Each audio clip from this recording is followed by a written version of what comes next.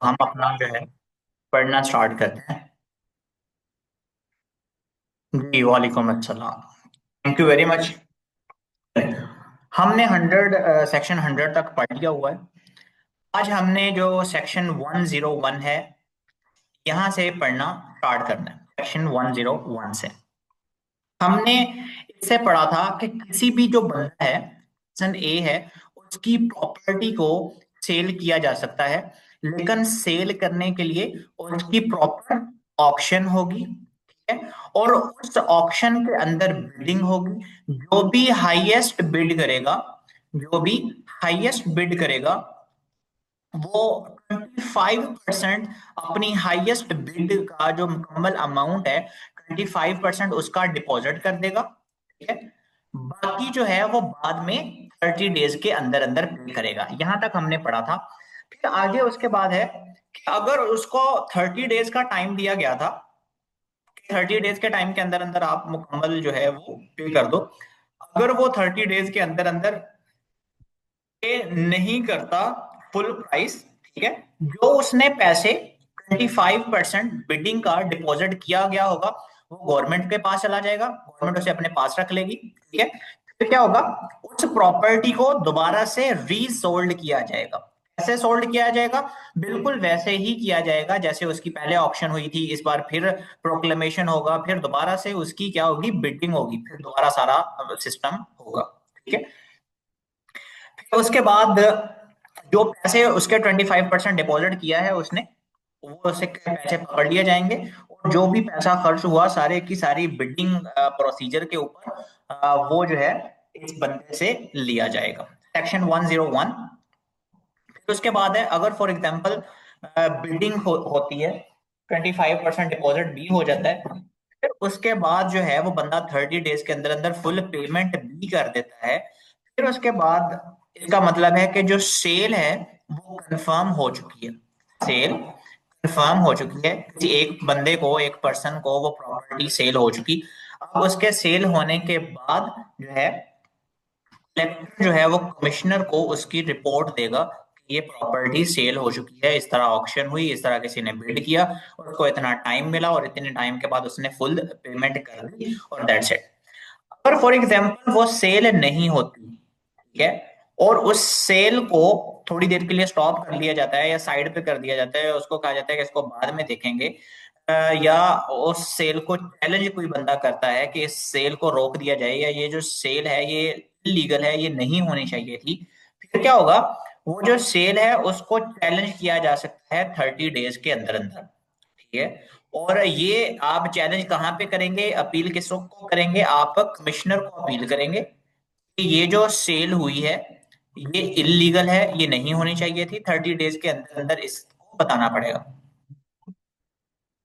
लेकिन सेल को उसी वक्त रोका जाएगा, उसी वक्त कहा जाएगा कि हाँ, ये वाकई ही सेल नहीं होनी चाहिए थी, अगर उसके प्रूव होगा। ठीक है। बंदा प्रूव कर दे, कोई सब्सटेंशियल जो है ना वो इंजरी उससे जो है वो प्रूवन हो जाए, और वो अपना रिकॉर्ड या डॉक्यूमेंट जमा करवाए जिससे साबित हो कि ये सेल जो है वो रुक जानी चाहिए। ठीक है। तो उसके बाद है आपका सेक्शन नंबर 104। सेक्शन नंबर 104 ये कहता है कि जब वो प्रॉपर्टी, जब कलेक्टर ने बता दिया कमिश्नर को कि सेल हो चुकी है, अब वो फैसला जो है कमिश्नर के पास आ चुका, कमिश्नर उसको कंफर्म करता है। से इफ अ सेल अनचैलेंज्ड और रिजेक्टेड, ठीक है, कमिश्नर के पास जो भी आया, कमिश्नर फैसला आया, कमिश्नर उसको डिसाइड करेगा कि ये सेल होनी चाहिए, नहीं होनी चाहिए, किसकी है किसकी नहीं, वो अपनी अलहदा से इंक्वायरी या हियरिंग करेगा। ठीक है। फिर वही चीज है कि रिफंड और डिपॉजिट।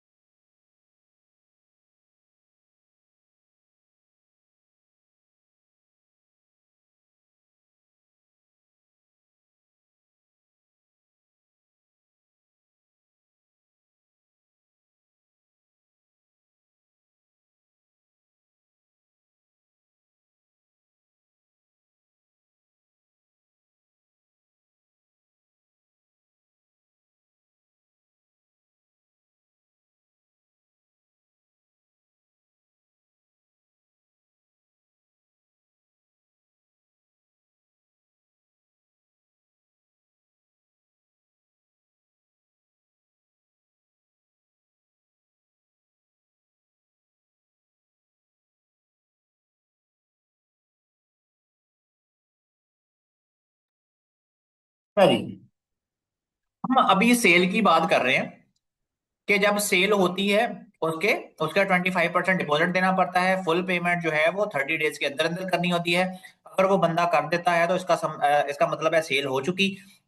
उस सेल का कलेक्टर कमिश्नर को बता देता है। कमिश्नर के पास आगे केस आ जाता है। अगर वो बंदा कहता है कि मेरी जो सेल है वो ये लीगली हुई है, मेरे साथ कोई ज्यादती हुई है, फिर कमिश्नर उस फैसले को देखता है। उसके बाद क्या होता है कि अगर पता चल जाए, अगर कमिश्नर के पास जाके ये केस पता चल जाए कि ये जो सेल हुई है प्रॉपर्टी ये ठीक नहीं की गई, या सेल को सेट असाइड करना है, सेल को आगे प्रोसीड नहीं करना, ठीक है, ये बात प्रूव हो जाती है। फिर क्या होता है कि जिस बंदे ने डिपॉजिट किया था या जिस बंदे ने फुल पेमेंट की थी, उस बंदे को पैसे जो है वो वापस दे दिए जाते हैं। ठीक है, ये हो गया आपका सेक्शन नंबर 105। फिर उसके बाद है कि अगर आपने जो सेल है दोबारा से करनी है, उसका दोबारा से ऐलान करवाना पड़ेगा, दोबारा से सारा कुछ अलग से होगा।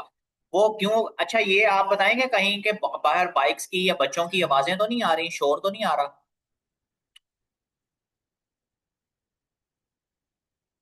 मुझे जरा बताइएगा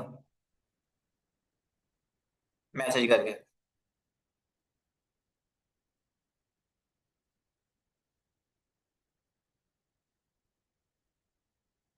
नहीं, ठीक है।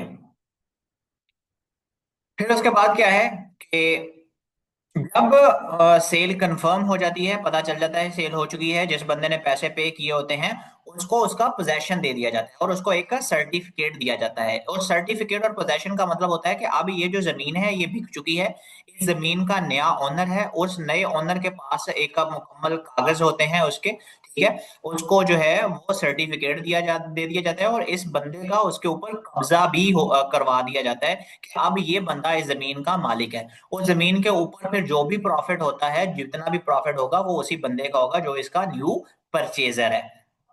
फिर उसके बाद है, ये हम जो है पढ़ रहे थे सेल ऑफ इमू सेल कौन सी हम पढ़ रहे हैं, एक सेकेंड। लैंड की सेल पढ़ रहे हैं यहाँ पे हम, ठीक है। लेकिन उसके बाद क्या है कि अगर कोई मूवेबल प्रॉपर्टी है, कोई मूवेबल प्रॉपर्टी है, जैसे किसी बंदे का कोई कार्ट है, किसी की कोई रेडी है, ठीक है, अगर इसकी कोई चीज सेल करनी पड़ जाती है, या कोई पेरिशेबल आर्टिकल है, पेरिशेबल का मतलब होता है जो खत्म हो जाता है, ठीक है, जो खत्म हो जाता है, जिसके खत्म होने का डर होता है, जो खत्म होने वाला होता है, ठीक है।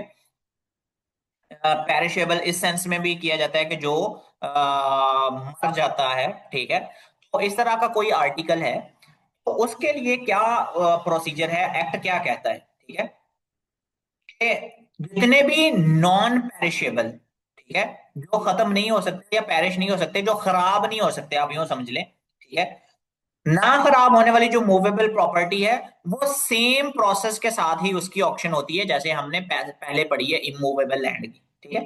जैसे वो पढ़ा कि 25% डिपॉजिट करना होता है, 30 डे में अंदर फुल पेमेंट करनी होती है, कलेक्टर कमिश्नर को बताता है, फिर आगे कमिश्नर के पास अपील जाती है, ये सारा कुछ। वो कहता है जो नॉन पेरिशेबल है उसके लिए सेम है, लेकिन जो पेरिशेबल है, ठीक है, जो खत्म होने वाली है, जो लगता है कि खराब हो जाएगी, ठीक है, उसका क्या होगा?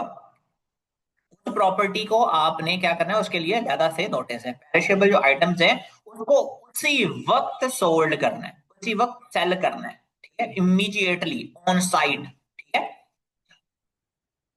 समझ आ गई? उसको उसी वक्त मुकम्मल तौर के ऊपर सेल कर देना है, ठीक है।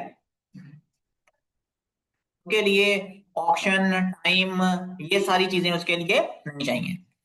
उसके बाद है कि एक जो 30 डे नोटिस हमने पढ़ा है सेक्शन नंबर 95 में, ये सेक्शन नंबर 95 है आपका, ठीक है, कि 30 डेज का नोटिस दिया जाएगा। वो कहता है कि ये जो 30 डे नोटिस है, अगर वो कोई एनिमल्स हैं, ठीक है, वो एनिमल्स हैं, कैटल्स हैं, मवेशी हैं, उनके लिए वो 30 डे का नोटिस जो है वो कम करके 10 दिन के लिए कर दिया जाएगा। अगर वो आपसे पूछता है सेक्शन 108 के मुताबिक जो नोटिस है वो एनिमल्स के लिए 30 डे से कम करके कितना कर दिया गया है, तो उसका आंसर है 10 डेज, ठीक है। फिर उसके बाद है जितनी भी पेरिशेबल, खत्म होने वाली, खराब होने वाली चीजें हैं, वो उसी वक्त उनको ऑन साइट बेच दिया जाएगा। ठीक है। फिर उसके बाद है जितनी भी पेरिशेबल गुड्स हैं, जो खराब हो जाने वाली हैं, ठीक है, उसके पैसे उसी वक्त लिए जाएंगे। ठीक है। और कोई बंदा उसी वक्त पैसे नहीं देता, उनकी फिर उसी वक्त री ऑक्शन कर दी जाएगी। इसके लिए वो ड्रामा नहीं है फिर प्रोक्लेमेशन करो, फिर जो है वो 30 डेज का टाइम दो, नहीं, उसी वक्त री ऑक्शन। ठीक है। उसके बाद है जो बंदा खरीद लेगा उसको एक रसीद दे दी जाएगी, उस रसीद से पता चल जाएगा कि ये फाइनल जो है वो सेल हो चुकी है और ये किसने खरीदी है, किसके पास है गई है। ये है पेरिशेबल, जो चीजें खराब होने वाली हैं, खत्म होने वाली हैं। लेकिन जो नॉन पेरिशेबल मूवेबल प्रॉपर्टी है, ठीक है, नॉन पेरिशेबल मूवेबल प्रॉपर्टी है, उनका सेम है कि बायर ने 25% जो है वो इमीडिएटली डिपॉजिट करना है, बाकी अमाउंट उसने 7 दिनों के अंदर अंदर फुल पेमेंट करनी है। पहले हमने ये पढ़ा है कि जो इमूवेबल लैंड है, याद रखना है ये कंफ्यूजिंग है, ठीक है, इससे क्वेश्चन पूछा जा सकता है कि जो इमूवेबल प्रॉपर्टी है, लैंड है, उसका डिपॉजिट तो 25% है, फिर उसके बाद फाइनल उसकी पेमेंट के लिए कितने डेज का टाइम दिया जाता है, उसको 30 डेज का टाइम दिया जाता है। लेकिन जो जो आपकी मूवेबल है, जो आपकी मूवेबल है, उसके लिए 25% डिपॉजिट के बाद सिर्फ 7 डेज का टाइम है। 7 डेज के टाइम के अंदर अंदर फुल पेमेंट करनी होगी। ठीक है। जब किसी भी प्रॉपर्टी की सेल हो जाती है, जब किसी भी प्रॉपर्टी की सेल हो जाती है, सबसे पहले उसको उसमें से गवर्नमेंट के अरियर्स जो हैं वो पे किए जाते हैं। फिर उसके बाद जो पैसे बच जाते हैं वो ओनर को दे दिए जाते हैं। ठीक है। अगर प्रॉपर्टी बेचने के बाद भी पैसे उस बंदे के ऊपर बचते हैं तब भी वो उसे पैसे रिकवर किए जाएंगे। फॉर एग्जाम्पल, एक बंदे की रेडी है, कार्ड है, लैंड है, या कुछ भी चीज है, प्रॉपर्टी है, वो जो है वो 5,000 की बिकती है, लेकिन इस बंदे के ऊपर जो अरियर्स ऑफ लैंड रेवेन्यू थे वो 10,000 थे। इसका मतलब ये नहीं है कि इसकी सिर्फ 5,000 की बिकी है तो 5,000 इसके माफ हो गए, नहीं, जो पिछले इसका 5,000 बचा हुआ है वो भी इसको पे करना होगा। ये हो गया आपका सेक्शन नंबर 111। यहां तक अगर किसी का कोई क्वेश्चन है तो वो काइंडली पूछें जरा।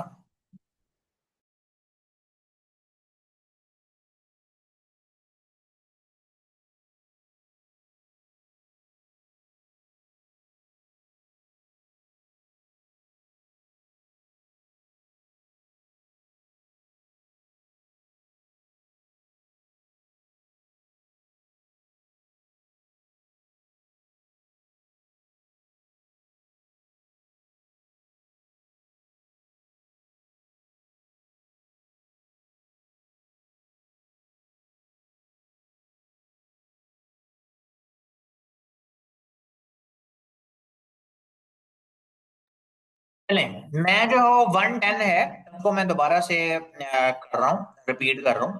ठीक है। आपका सेक्शन नंबर 110 ये कहता है कि जो मूवेबल प्रॉपर्टी है, ठीक है, मूवेबल प्रॉपर्टी की आगे 3 टाइप्स हैं। एक वो है जो पेरिशेबल है, सॉरी,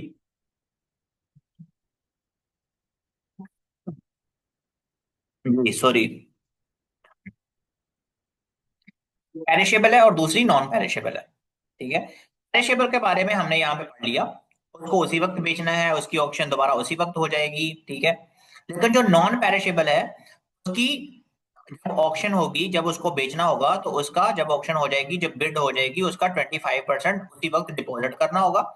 और 25% डिपॉजिट कर दिया, उसके बाद जो फुल पेमेंट है, जो बाकी पीछे पैसे बचते होंगे, वो पैसे आपने 7 दिनों के अंदर अंदर पे करने हैं। ठीक है। बस ये है। फिर उसके बाद है जब भी कोई सेल हो जाती है तो सबसे पहले गवर्नमेंट के अरियर्स को पे किया जाता है, फिर उसका जो प्रॉफिट होता है, बाकी जितने भी पैसे होते हैं वो फिर ओनर को दिए जाते हैं। ठीक है। अब क्या होता है कि सेल हो चुकी, ठीक है, सेल होने के बाद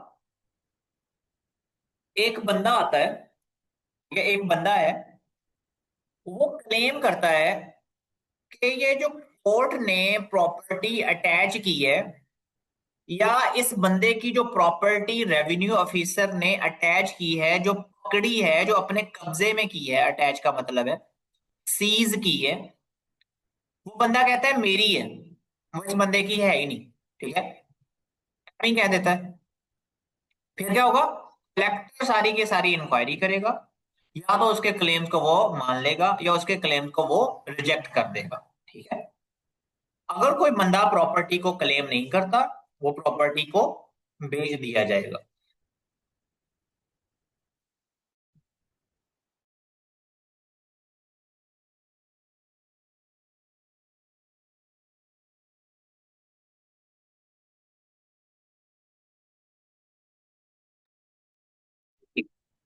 क्वेश्चन नंबर आपका 112 हो गया। वो प्रॉपर्टी जो सीज कर दी गई है, वो सीज कर दी गई, एक बंदा आता है, पर्सन ए है, वो उसके ऊपर क्लेम करता है कि ये प्रॉपर्टी मेरी है। कलेक्टर जो है वो इंक्वायरी करेगा और वो या तो इसके क्लेम को मान लेगा या एक्सेप्ट करेगा या रिजेक्ट करेगा।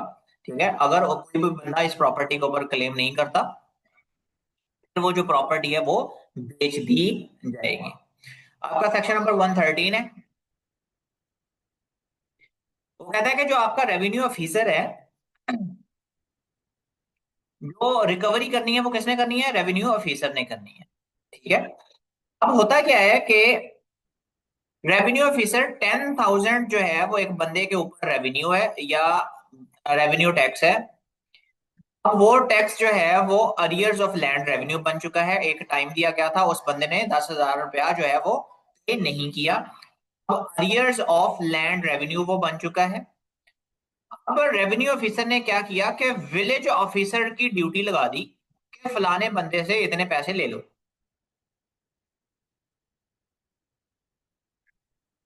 जी, मैं आपको ये बता रहा था।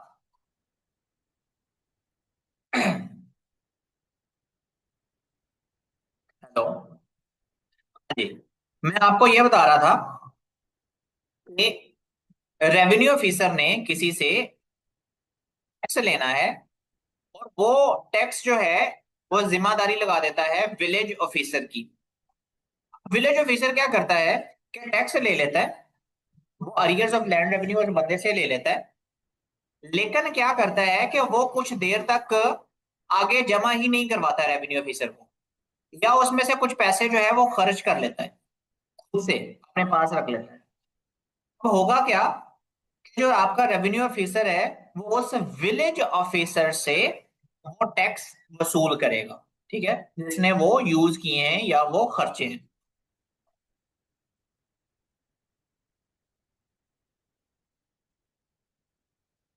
उसके बाद है आपका सेक्शन नंबर 114।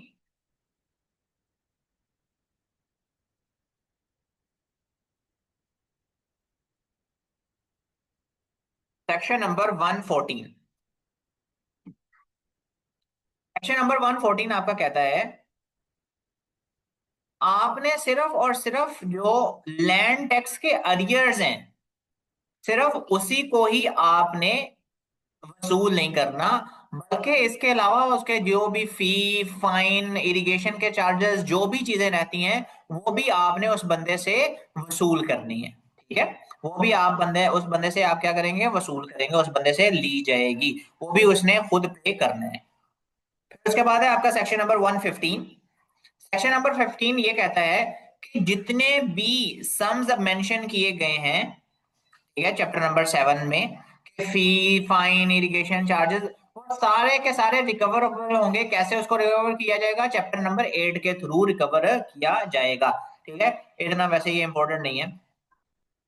फिर उसके बाद है, अगर फॉर एग्जांपल क्या होता है, ये शायद पूछा जा सके क्योंकि ये इंपॉर्टेंट है, कि अगर से होता है कोई और प्रोविंस है, कोई और प्रोविंस है या कोई और डिपार्टमेंट है, ठीक है, कोई और प्रोविंस या डिपार्टमेंट लैंड रेवेन्यू डिपार्टमेंट को बोलता है कि हमारे बिहाफ के ऊपर आप किसी बंदे से ये चीज या ये टैक्स जो है वो वसूल कर लो। ठीक है, कोई लैंड या टैक्स कोई वसूल कर लो।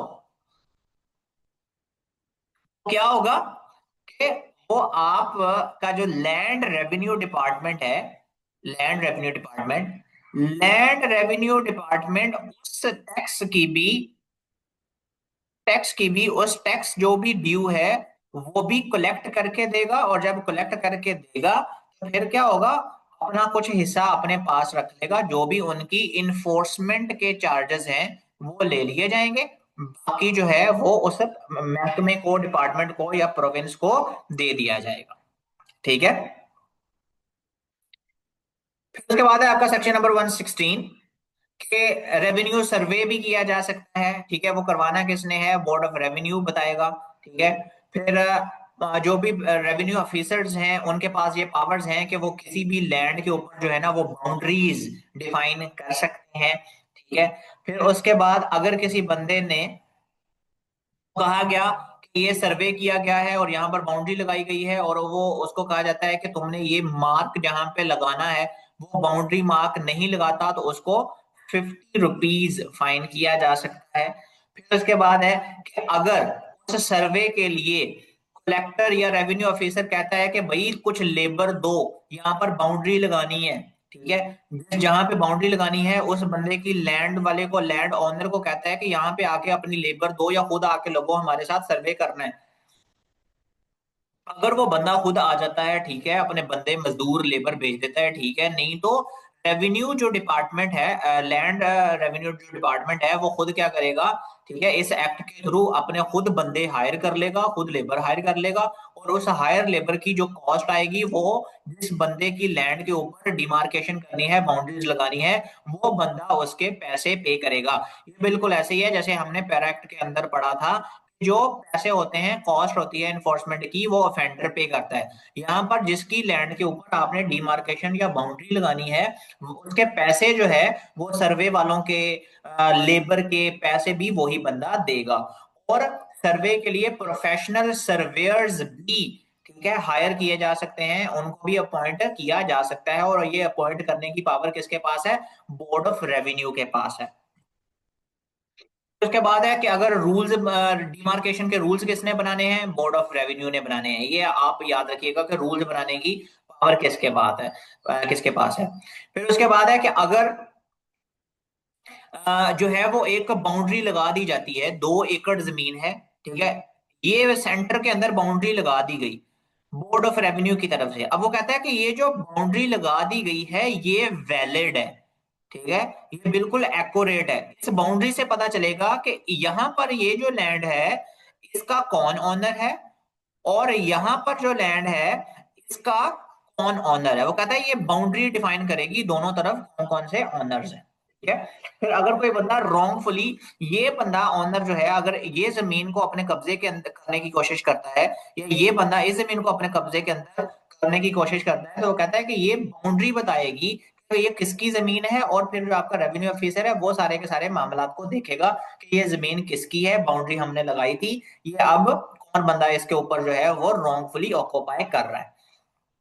फिर उसके बाद है कि कुछ एरियाज ऐसे हैं जो रिवर्स के साथ साथ होते हैं, कुछ लैंड ऐसी होती हैं, जैसे ये जो है ना वो रिवर बह रहा है, रिवर के आसपास वाली ये जो जमीन है, यहाँ पे जो एकड़ वाली जमीन है, यहाँ पर क्या होता है जब फ्लड आता है तो पता ही नहीं चलता कि ये किसकी जमीन है, फ्लड अपने साथ जमीनें ले जाता है। ठीक है। वो कहता है कि वो जमीनें जो दरिया के साथ साथ है वहां पर भी अगर बाउंड्री लगानी है, फिक्स परमानेंट बाउंड्री लगानी है, तो वो भी आपका बोर्ड ऑफ रेवेन्यू लगा सकता है कि ये हमने एक परमानेंट बाउंड्री फिक्स कर दी है। ठीक है। फिर उसके बाद आपका है सेक्शन नंबर 124 है, सेक्शन नंबर 125 है। छोड़ दें इनको, इतना इसमें अंदर कोई चीज नहीं है। ठीक है। लेकिन चलो मैं आपको बता देता हूँ क्या होता है कि आपने ये बाउंड्री मार्क की, बाउंड्री मार्क की आपने रिवर वाले, रिवर के जो एरियाज हैं उसके साथ साथ जो भी जमीनें हैं, ये आपका रिवर है, ये पानी है, ये रिवर की बाउंड्री है, ठीक है, ये रिवर है, इसके साथ साथ ये जमीनें हैं, ये 1 एकड़ जमीन है, ये एकड़ जमीन है। अगर बाउंड्री मार्क कर दी और बाउंड्री मार्क करने की वजह के बाद फ्लड आया, फ्लड से जमीन इधर उधर हो गई, वो कहता है कि वो जो जमीन होगी, ठीक है, उसकी जो ऑनरशिप है, वो जो न्यू ओनर आएगा क्या उसका जमीन का क्या बनेगा, वो ये सारा कुछ किसने डिसाइड करना है, वो आपके बोर्ड ऑफ रेवेन्यू ने डिसाइड करना है। वो आपका जो कलेक्टर है वो बताएगा, उसके पास अथॉरिटी है, वो बताएगा कि ये जमीन किसकी है, इसके ऊपर क्या कल्टीवेशन हो रही थी, अब इस जमीन के ऊपर कल्टीवेशन हो सकती है नहीं हो सकती है, जो वो फैसला करेगा वो उसका डिसीजन जो है वो फाइनल माना जाएगा। और अगर इस तरह किसी बंदे की जमीन किसी के पास चली गई है तो वो दूसरा बंदा अपनी जमीन वापस ले लेगा कंपनसेशन पे करके। उसके बाद है आपका सेक्शन नंबर 126। वो कहता है कि कंपनसेशन, वो जो मैंने आपको कहा था कि वो दे सकता है, वो कंपनसेशन जो है वो अगर उसी वक्त दे दी जाती है तो उसका उसी वक्त कब्जा हो जाएगा। ठीक है। फिर अगर उसके ऊपर कोई केस चलता है, वो बंदा कंपनसेशन नहीं देता, फिर अगर कोई केस चलता है तो वो कलेक्टर जो है वो हियरिंग करेगा, उसके ऊपर पूरी इंक्वायरी करेगा, फिर जिसकी कंपनसेशन बनती होगी वो उसको दे दी जाएगी। अगर वो बंदे खुद से अपने वॉलंटरी खुद ही जो है वो ट्रांसफर कर लेते हैं, ठीक है, कि यार ये तुम्हारी जमीन थी, ये हमारी जमीन थी, दोनों वॉलंटरी जो है वो ट्रांसफर कर लेते हैं, फिर जो है कोई इशू नहीं है, फिर आप वो जमीन जिसकी थी उसको दी गई, वो जिसके राइट्स थे वहां पे वो चले गए। फिर उसके बाद है आपका सेक्शन नंबर 128। वो कहता है कि अगर जो राइट इन लैंड्स है वो ट्रांसफर हो गए हैं एक स्टेट से दूसरे को, ठीक है, जो ट्रांसफर राइट्स हैं अडॉप्टेड ऑल द रूल्स। अगर एक बंदे की जमीन दूसरे बंदे के पास चली गई है, ठीक है, वो हमने रिवर के थ्रू पढ़ा, फ्लड आने की वजह से, तो जो एक बंदे की जमीन दूसरे के पास चली जाएगी उसके ऊपर भी वही सेम रूल्स, ऑब्लिगेशन, लाइबिलिटीज, जो भी रेंट वो दे रहा होगा वो सेम वैसे का वैसे ही रहेगा। फिर उसके बाद है आपका सेक्शन नंबर 129।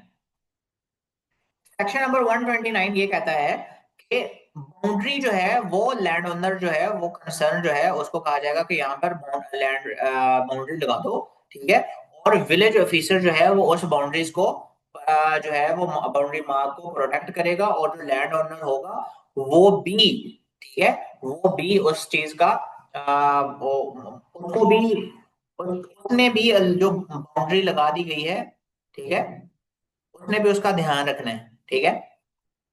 सेक्शन नंबर 130 है recovery of cost incurred by government. ठीक है।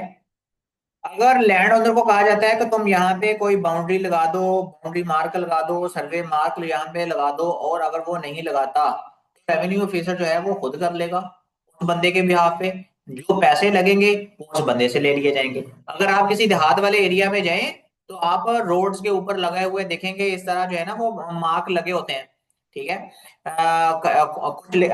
कुछ तो लगाए होते हैं एग्रीकल्चरल डिपार्टमेंट ने। ठीक है। और कुछ आप देखोगे कि साइन बोर्ड लगे होते हैं। आप यूं समझ लें कि ये जो साइन बोर्ड है वो भी इसी चीज के अंडर आते हैं। ठीक है। जो साइन बोर्ड लगे हुए हैं वो बाउंड्री मार्क ही हैं किसी भी जमीन के ऊपर। वो कहता है कि अगर किसी को कहा जाता है कि ये लगाओ, वो नहीं लगाता तो रेवेन्यू ऑफिसर खुद लगा देगा, और फिर उसके ऊपर जो भी कॉस्ट आएगी वो उस बंदे से ले ली जाएगी। जो भी बाउंड्री मार्क या आप सर्वे मार्क लगाएंगे वो जमीन का जो मालिक है वो उसका रिस्पॉन्सिबल होगा। ठीक है, ये हम बात कर चुके हैं। अच्छा जी।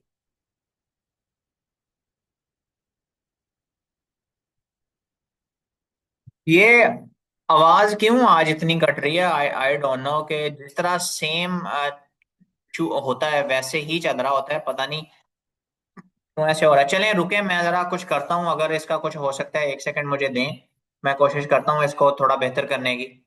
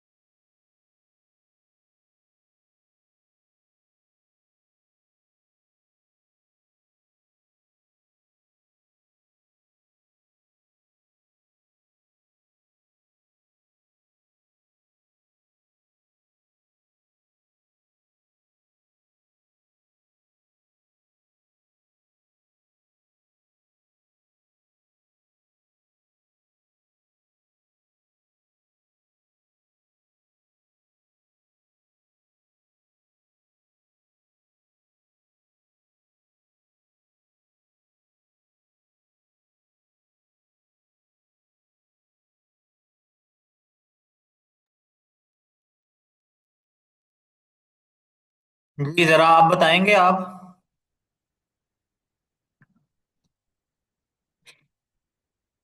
अब काइंडली बताइएगा कि आवाज किस तरह की आ रही है। अब कुछ बेहतर है या अभी भी कट रही है?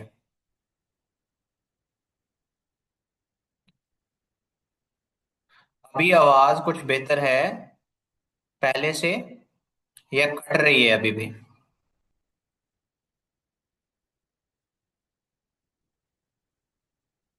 जरा मैसेज करके बताएं।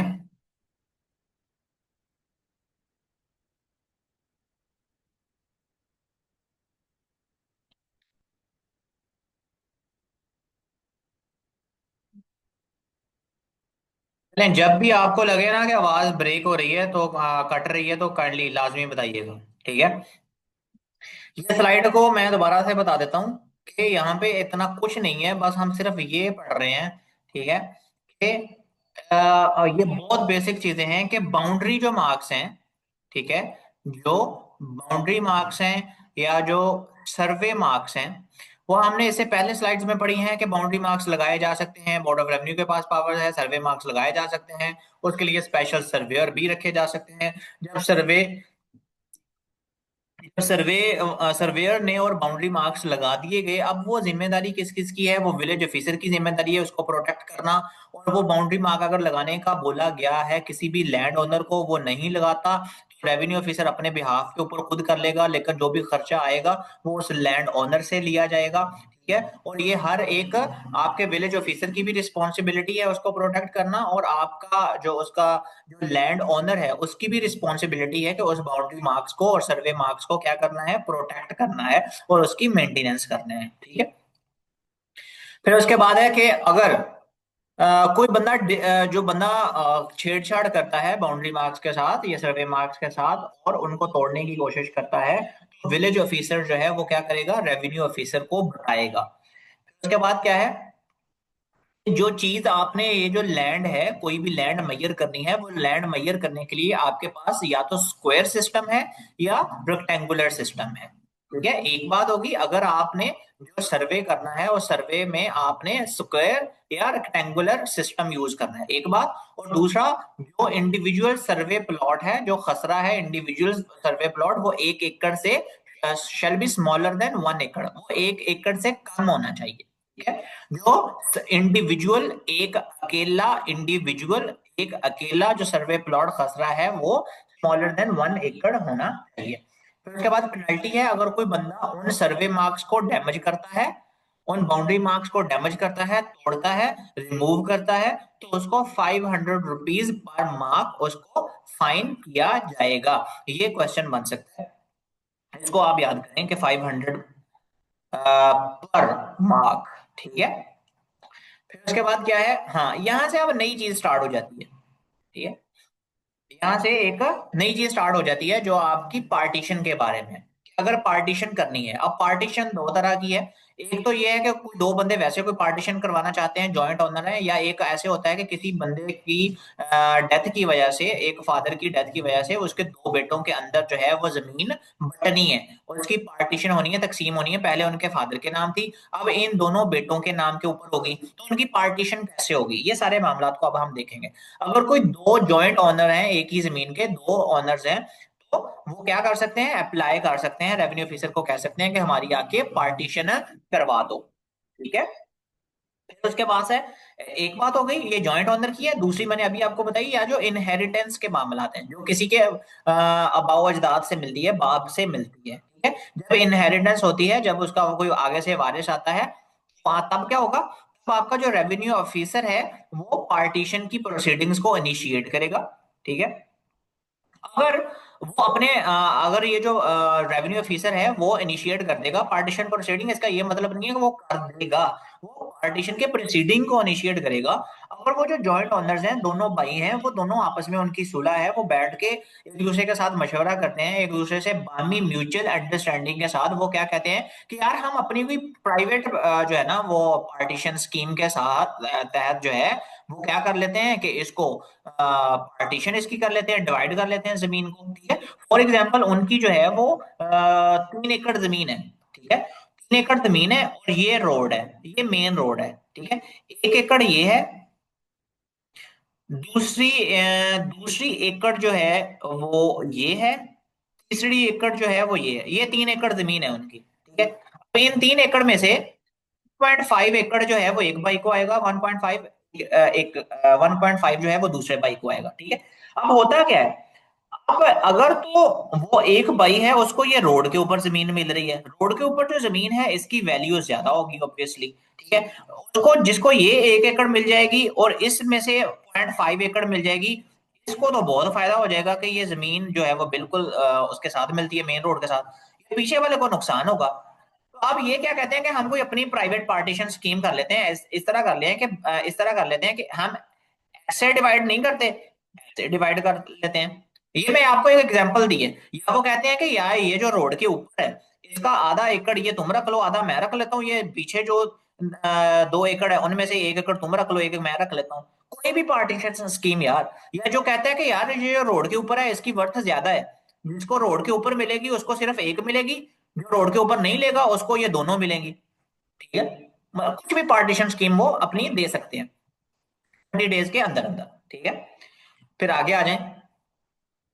फिर इसके बाद क्या है कि अगर क्या होता है कि चाहे उनको उनके अबाऊ अजदाद से जमीन मिली है या उन लोगों ने खुद कहा है, ठीक है, उन्होंने खुद कहा कि ये हमारी पार्टीशन कर दें, ठीक है।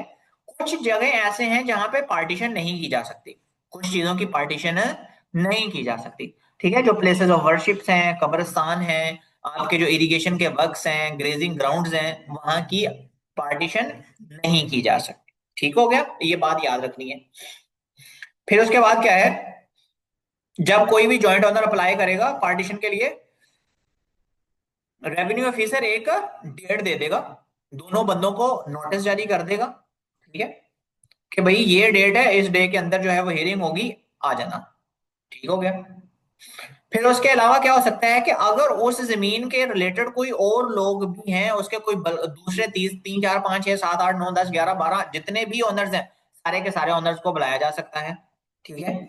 सेक्शन नंबर 139 वैसे ही ओमिट कर दिया गया है। सेक्शन नंबर 140 जो है वो आपका ये कहता है कि जब पार्टीशन की एप्लीकेशन जो है वो एक्सेप्ट हो जाती है, रेवेन्यू ऑफिसर जो है वो आइडेंटिफाई करता है डिस्प्यूट को कि इनका मसला क्या है, ये जमीन किसकी है, ठीक है, इसका ऑनर कौन है, और ये प्रॉपर्टी जो है वो डिवाइड कैसे की जाएगी, कब की जाएगी, कैसे की जाएगी, ठीक है, किस बेसिस के ऊपर की जाएगी, ये आपका जो रेवेन्यू ऑफिसर होता है ये वो देखता है, वो डिसाइड करता है, ठीक है।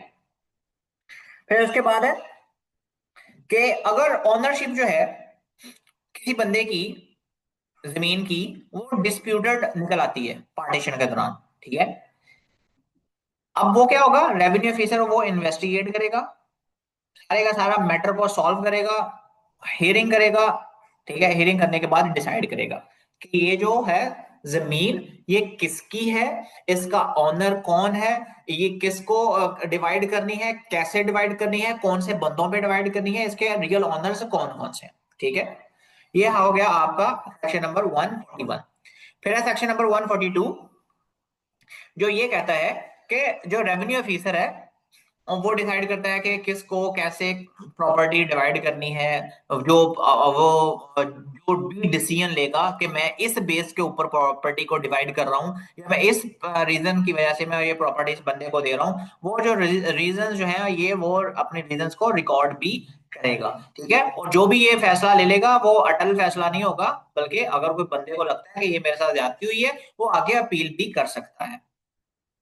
और जो रेवेन्यू ऑफिसर है उसने ये जो पार्टीशन का मसला है वो 180 डेज के अंदर अंदर सॉल्व करना है, ये इंपॉर्टेंट है, बहुत इंपॉर्टेंट है, इस तरह के क्वेश्चन पूछे जाते हैं, ठीक है। उसको एक 180 डेज का टाइम है, अगर वो 180 डेज के टाइम के अंदर अंदर वो मसला सॉल्व कर देता है, ठीक है, नहीं तो उसके ऊपर डिसिप्लिनरी एक्शन भी लिया जा सकता है, ठीक हो गया।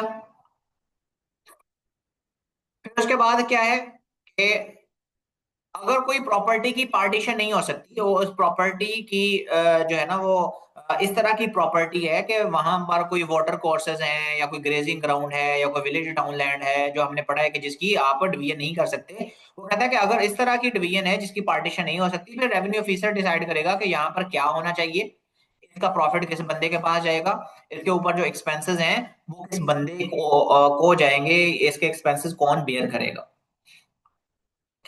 उसके बाद है जब पार्टीशन हो गई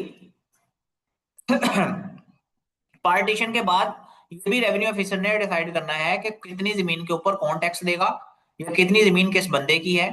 ठीक है। अगर कोई रेवेन्यू ऑफिसर से कोई गलती हो जाती है किसी बंदे की पार्टीशन करने में, तो वो पार्टीशन अपनी जो है वो अपना जो अपनी करेक्शन है वो भी कर सकता है 12 ईयर्स के अंदर अंदर। ठीक है। बोर्ड ऑफ रेवेन्यू करेक्ट कर सकता है। फिर उसके बाद है कि अगर पार्टीशन फाइनल हो चुकी, पता चल गया कि इस पार्टीशन के ऊपर किसी बंदे ने कोई केस नहीं किया, ये इसके ऊपर कोई इंटाइटलमेंट का कोई इशू नहीं है, कोई बंदा नहीं कहता कि ये मेरी जमीन है, इसकी इसके ऊपर कोई डिस्प्यूट खड़ा नहीं होता, दोनों पार्टीज बिल्कुल एग्री हो जाती हैं, और कोई किसी तरह का मसला नहीं है, हर एक को जितना उसके ऊपर लैंड रेवेन्यू है वो पे कर रहे हैं, कोई इशू नहीं है, सारा कुछ जब फाइनल हो गया, फिर क्या हो गया, एक फॉर्मल डॉक्यूमेंट जो है वो बनाया जाएगा। उस फॉर्मल डॉक्यूमेंट को बोला जाता है इंस्ट्रूमेंट ऑफ पार्टीशन। वो बताता है, एक इफेक्टिव डेट बताता है कि जिससे इस डेट से इस डेट को इतने इतने लोगों की ये जमीन ऐसे हमने पार्टीशन कर दी है। ठीक है। फिर उसके बाद आपका सेक्शन नंबर 146, जब पार्टीशन हो जाती है, या कोई जमीन जो है वो आगे चली गई किसी बंदे के पास, उसको फिर कब्जा भी दे दिया जाता है। ठीक है। और अगर उसको कब्जा नहीं दिया गया तो टाइम है रेवेन्यू ऑफिसर के पास, वो 3 साल के अंदर अंदर जो है वो ये पार्टीशन के ऊपर पोजेशन जो है वो लेके दे सकता है। फिर उसके बाद है कि आपका 147 ये कहते हैं कि अगर दो बंदे हैं वो कहते हैं कि हमने खुद ही,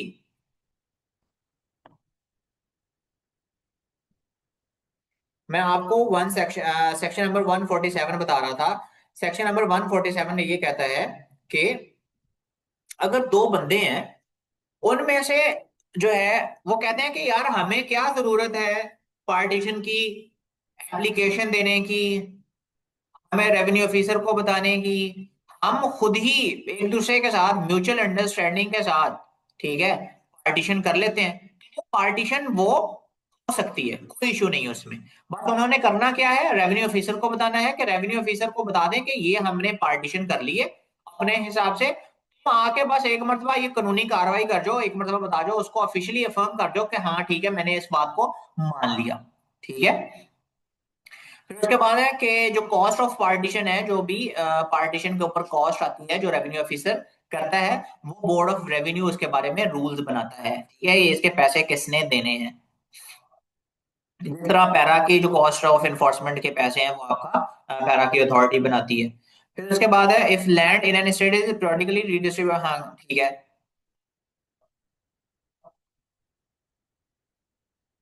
कि अगर कोई जमीन है ऐसी, उसको दोबारा से रीडिस्ट्रीब्यूट करना पड़ जाता है, उसको रीडिस्ट्रीब्यूट करना है। ठीक है। फिर क्या होगा, फिर भी आपका जो रेवेन्यू ऑफिसर है वो जाएगा, वो दोबारा से रीडिस्ट्रीब्यूट कर देगा। ठीक है, लैंड ओनर की रिक्वेस्ट के ऊपर। ठीक है। फिर उसके बाद सेक्शन नंबर 150 है कि आपका रेवेन्यू ऑफिसर है, assistant collector of first grade का, उससे नीचे वाले को कोई हक हासिल नहीं है। Assistant collector first first grade या उससे जो हायर वाले हैं, वो जितनी भी प्रोसीडिंग्स हैं इस चैप्टर के अंदर, वो प्रोसीडिंग्स को कंडक्ट कर सकते हैं। सेक्शन नंबर 150 तक अगर किसी का कोई क्वेश्चन है तो वो काइंडली पूछ लें, फिर उसके बाद हम आगे बढ़ते हैं।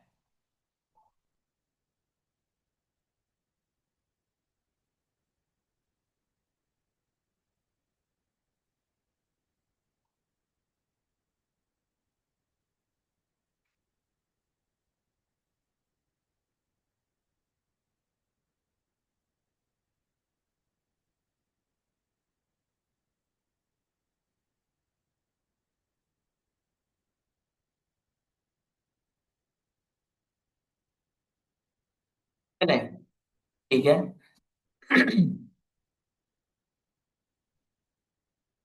उसके बाद है आपका सेक्शन नंबर 151। अच्छा, अब यहाँ पे ये आगे बात सालसियों की, किसकी, सालसी। ये सालसी कौन से हैं, अगर रेवेन्यू ऑफिसर को लगता है कि ये जो मामला है इसके लिए कोई सालिस मुकर्रर किया जा सकता है। सालिस कौन सा है, कोई थर्ड पर्सन, आप यूं कह लें, कोई थर्ड पर्सन, या यूजली ये वो लोग हैं जो किसी भी विलेज या किसी भी जमीन के जो बड़े होते हैं या मोहतरम होते हैं या कोई चौधरी या वडेरे टाइप लोग, जिनकी एरिया में कोई बात सुनी जाती है या मानी जाती है, जिसके ऊपर लोगों को अतबार होता है, ठीक है, वो वाले लोग। ठीक है, वो कहता है कि कोई फैसला उनके पास भी भेजा जा सकता है, उनसे भी फैसला करवाया जा सकता है, लेकिन वो मामला सारा कौन देखेगा, कैसे होगा, वो सारी के सारी अब हम बात करते हैं। सालसी कितने होंगे, कौन नॉमिनेट कर सकता है, सालसी मर जाए फिर क्या होगा, ये सारी चीजें हम बात इसमें अब डिस्कस करेंगे। रेवेन्यू ऑफिसर जो है वो कोई भी केस का फैसला, कोई भी डिस्प्यूट, कोई भी लड़ाई झगड़ा का जो मामला है, ये जमीन किसकी है, मेरी नहीं है, ये मेरा हक बनता है, उसके लिए वो सालसियों को वो फैसला दे सकता है। लेकिन उसी वक्त दे सकता है जब दोनों पार्टीज जो है वो कंसेंट दें, एग्री करें। ठीक है, फिर क्या होगा, अगर पार्टीज कंसेंट नहीं करती हैं, फिर जो कलेक्टर है या जो असिस्टेंट कलेक्टर फर्स्ट ग्रेड है, वो अपने तौर पे मैंडेटरली कुछ केसेस में वो भेज भी सकता है आर्बिट्रेशन के लिए। आप नहीं भी एग्री हो फिर भी मैं भेजूंगा।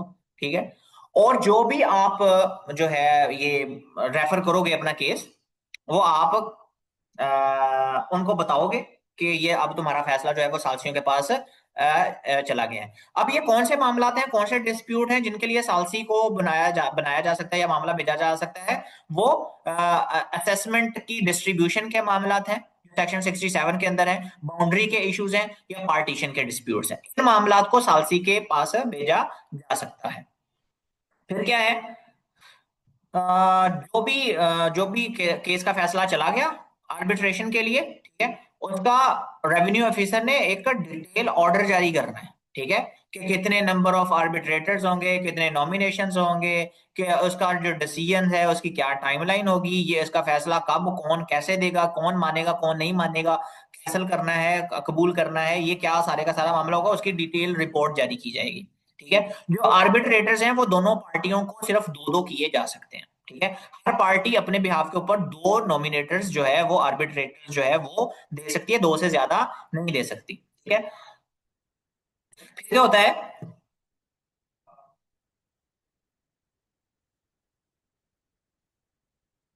अगर कोई पार्टी जो है वो अपने आर्बिट्रेटर जो है वो उसने नॉमिनेट कर दिए, ठीक है, फिर क्या होगा, ऐसा नहीं है कि जो उनके मुताबिक के बंदे हैं उनको ही वो सालसी बना दें कि मैं हम इनको नॉमिनेट करते हैं, नहीं। ठीक है, वो तो उनकी हक की बात करेंगे, दूसरा पॉइंट करेगा। ठीक है, एडिशनल आर्बिट्रेटर। ठीक है, कि हाँ ठीक है, पहले रेवेन्यू ऑफिसर उनको चेक भी करेगा, चेक करने के बाद एडिशनल आर्बिट्रेटर भी लगा सकता है, अपनी मर्जी से वो लगा ले, तो वो उनको असल में अपॉइंट करना ये आपके रेवेन्यू ऑफिसर का है कि वो उसको अप्रूव करता है या नहीं करता, वो उनको रिजेक्ट भी कर सकता है। ठीक है, और नई नॉमिनेशन का भी बोल सकता है, फिर इसके फैसले को चैलेंज नहीं किया जा सकता, जो और उसने रेवेन्यू ऑफिसर ने बोल दिया कि ये नॉमिनेशन नहीं होगी, तो समझो वो नॉमिनेशन है नहीं होगी। अगर कोई मर जाता है, रिजाइन कर देता है, काम नहीं करता, उसकी जगह पे कोई और भी नॉमिनेट किया जा सकता है, उसका सब्स्टिट्यूट भी आ सकता है।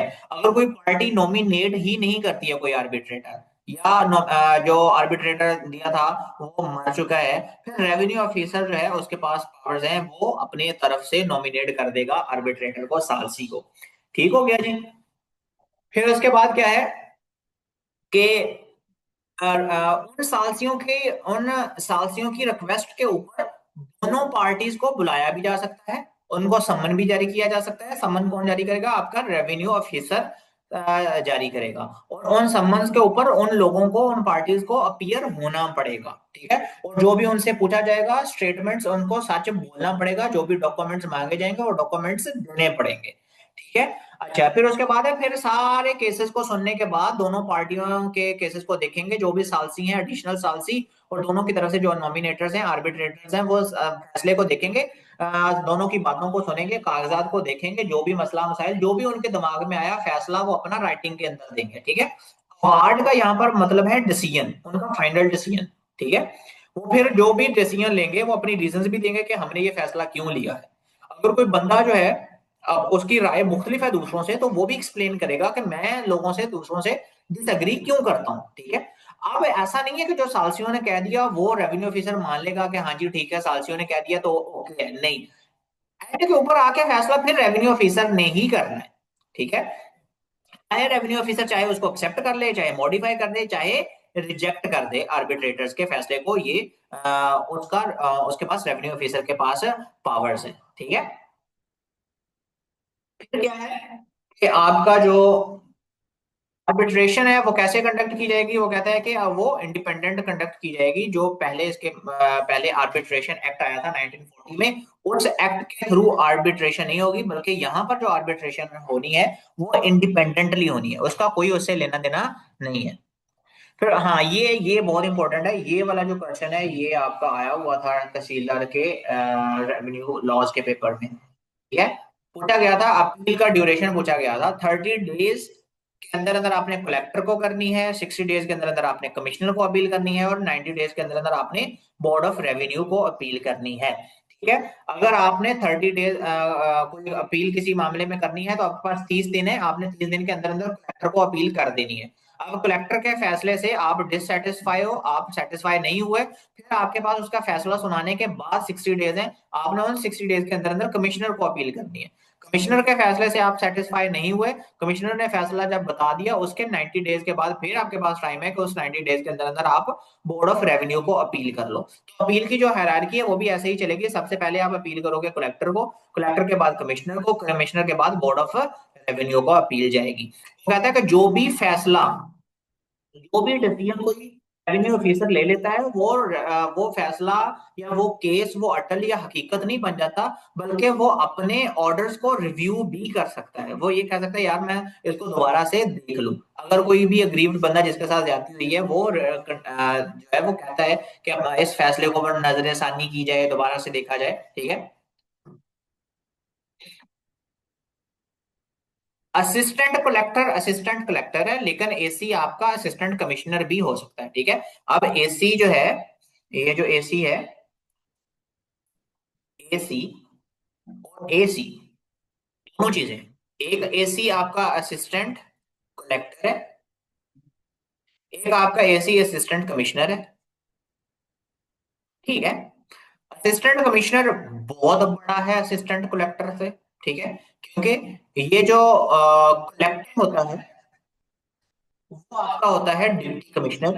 अगर आप लोगों ने रेवेन्यू ऑफिसर की क्लासेस पढ़ी हैं तो उसमें हमने पढ़ा था कि सबसे पहले बोर्ड ऑफ रेवेन्यू है, फिर आपका कमिश्नर है, फिर आपका कलेक्टर है, ठीक है। कलेक्टर के बाद आपका असिस्टेंट कमिश्नर है, फिर असिस्टेंट कलेक्टर फर्स्ट ग्रेड है, फिर असिस्टेंट कलेक्टर सेकंड ग्रेड है, ठीक है। तो जहां पर असिस्टेंट कलेक्टर है एसी, वहां पर एसी असिस्टेंट कलेक्टर, जहां पर एसी से मुराद असिस्टेंट कमिश्नर है वहां पर असिस्टेंट कमिश्नर, ठीक है जी। अच्छा, फिर उसके बाद क्या है, चलें, फिर उसके बाद है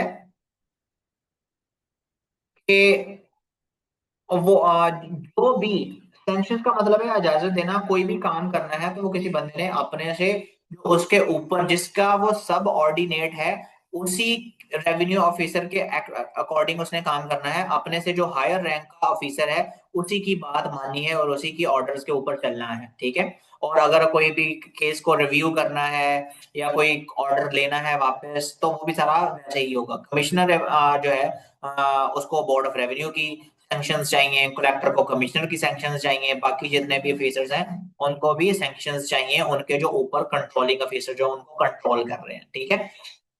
और इसके लिए रिव्यू की जो एप्लीकेशन है उसके लिए भी टाइम मेंशन है, वो भी 90 डेज है, ये भी आपने याद रखना है लाजमी, ठीक है जी। फिर उसके बाद है सेक्शन नंबर 164, जिस तरह वो कहता है कि अपने जो कोई भी अगर गलती हो गई है किसी से, और बंदा किसी रेवेन्यू ऑफिसर से, और कोई बंदा जिसके साथ ज्यादती हुई है वो कहता है कि यार अपने रेवेन्यू ऑफिसर को कहता है कि अपना फैसला आप रिव्यू कर लो, जिस तरह वो रिव्यू कर सकता है इस तरह वो अपने फैसले को रिवीजन भी कर सकता है, थोड़ा सा दोबारा से देख सकता है, ठीक है।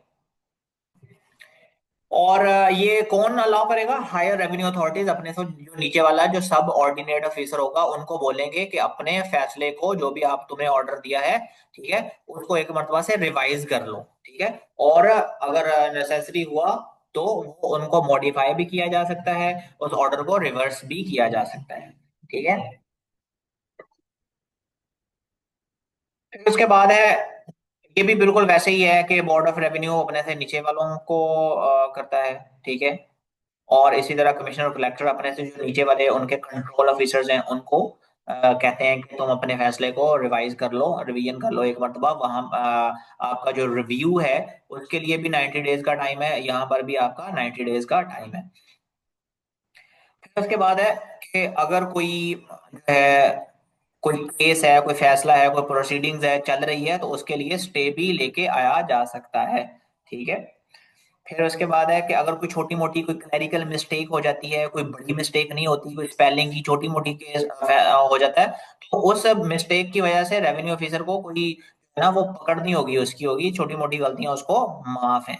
और अगर आपने टाइम पीरियड जो है वो अगर किसी को 15 दिन दिए गए हैं फॉर एग्जाम्पल, तो वो 15 दिन जो है उनको कैसे उसको मैयर कैसे करना है कि 15 दिन कैसे होंगे, वो आपका लिमिटेशन एक एक्ट आया था 1908, वो ये डिसाइड करता है कि उसके अंदर डेज के अंदर दिन ही दिन शामिल होते हैं या नाइट्स भी शामिल होती हैं या छुट्टियां शामिल होती हैं, छुट्टियां नहीं शामिल होती, वर्किंग डेज कितने होते हैं कितने नहीं होते, वो आपका लिमिटेशन एक्ट बनाता है। तो आपने बस ये याद रखना है कि अगर आपने टाइम पीरियड को मैयर करना है तो आप मैयर करोगे लिमिटेशन एक्ट 1908 के मुताबिक।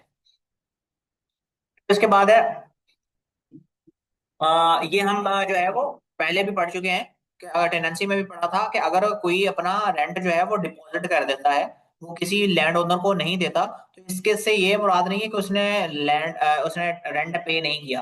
उसे डिपॉजिट जो उसने मनी डिपॉजिट कर दी है उसको वैलिड रेंट माना जाएगा। ठीक है।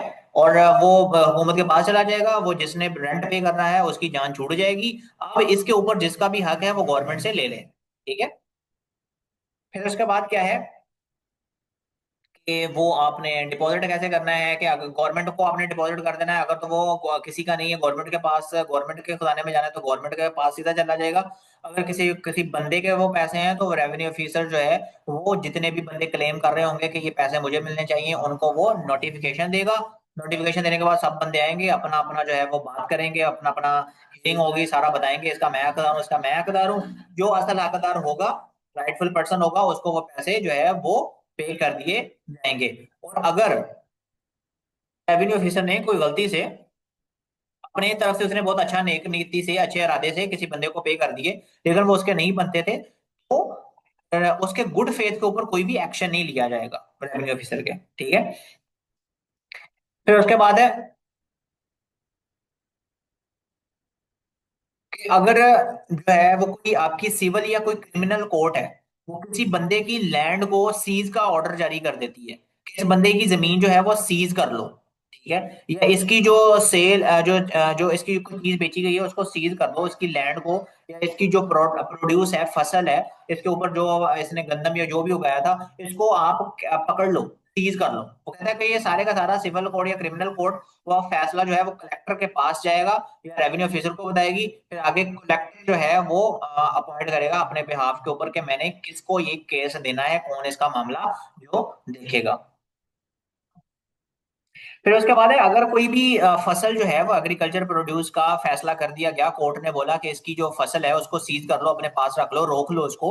ठीक है। उसको उसके बाद क्या होगा कि वो फसल जो अगर वो पकी हुई है, वो फसल को जाया नहीं कर दिया जाएगा, बल्कि उस फसल से फायदा उठाया जाएगा। और ओनर हो चाहे या कोई अटैचिंग ऑफिसर है, चाहे बाद में उस जमीन को कोई खरीदता है, तो उस जो जमीन है उसका रिस्पॉन्सिबिलिटी है। ठीक है। चाहे ओनर की है चाहे अटैचिंग ऑफिसर की है, अगर ओनर के पास है, अगर अगर अगर अगर वो ओनर के पास है और वो जमीन और वो जो फसल है वो सीज कर दी गई है, तो वो ओनर ने वो उसका उसका वो देखभाल उसके ओनर ने करनी है।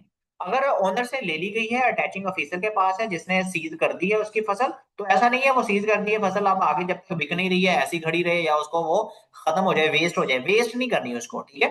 वेस्ट नहीं करना। हर एक जिसके पास भी वो जाएगी, वो उसका हक है कि उसकी पूरी की पूरी उसकी हिफाजत की जाए और उससे फायदा उठाया जाए। फिर उसके बाद है कि जो सिविल कोर्ट है आपकी, वो रेवेन्यू के जो मामलात है, जो रेवेन्यू एडमिनिस्ट्रेशन के रिलेटेड मामलात है, उनमें दखल अंदाजी नहीं करती है। ठीक है। कुछ मामलात हैं, अगर कोई फ्रॉड का केस है या कोई टाइटल के डिस्प्यूट्स हैं, वहां पर सिविल कोर्ट आ सकती है, लेकिन उसके अलावा जितने भी मामलात हैं वो रेवेन्यू कोर्ट या रेवेन्यू मैटर के पास ही रहते हैं। वहां पर कोर्ट का कोई लेना देना नहीं है। ठीक है। कोर्ट का तो कोई लेना देना नहीं है रेवेन्यू के मामलात में, लेकिन जो रेवेन्यू के ऑफिसर्स हैं उनके पास सिविल कोर्ट की पावर्स होती हैं, वो as a civil court functions कर सकते हैं। ठीक है।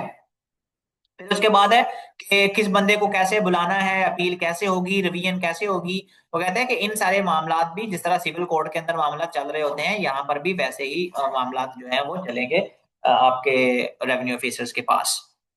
फिर उसके बाद ये है कि जो भी कॉमन लैंड है, जो भी सरकारी जमीन है, वहां पर कोई भी बंदा इंक्रोचमेंट नहीं कर सकता। अगर कोई इंक्रोचमेंट करेगा उसको रेवेन्यू ऑफिसर नोटिस जारी करेगा और उस बंदे को कहेगा कि यहाँ से निकल जाओ। ठीक है। अगर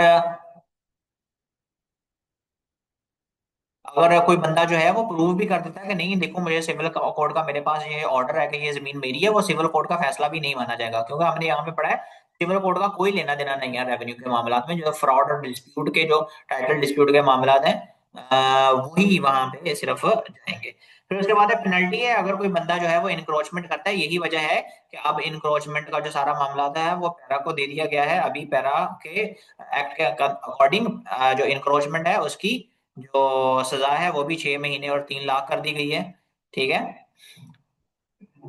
लेकिन वो कहता है कि लैंड रेवेन्यू एक्ट के अकॉर्डिंग जो भी आपका इंक्रोचमेंट करेगा उसको ₹500 वन टाइम पेनल्टी इम्पोज की जाएगी उसको। ठीक है। अगर वो बंदा कंटिन्यू करता है, इंक्रोचमेंट कर ही रखता है, इंक्रोचमेंट को खत्म नहीं करता, फिर उसको ₹50 पर डे के हिसाब से उसको चार्ज किए जाएंगे। ये है आपका सेक्शन नंबर 175। यहां तक अगर किसी को समझ नहीं लगी तो मुझे बताएं। और बिना देखे आपने मुझे बताना है कि जो पैरा लॉ हमने पढ़ा था, उस पैरा लॉ के अकॉर्डिंग जो विसल ब्लोअर है, अगर वो गलत इंफॉर्मेशन देता है उसको कितनी पेनल्टी लगेगी, उसको कितना फाइन होगा, बताएं जरा। चलें।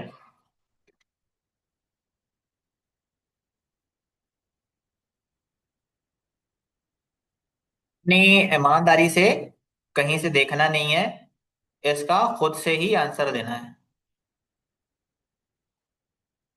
अगर आप लोग बोलना चाहते हैं तो मुझे बता दें, हैंड रेज कीजिएगा, मैं आपका माइक भी ऑन कर दूंगा, सो नो प्रॉब्लम।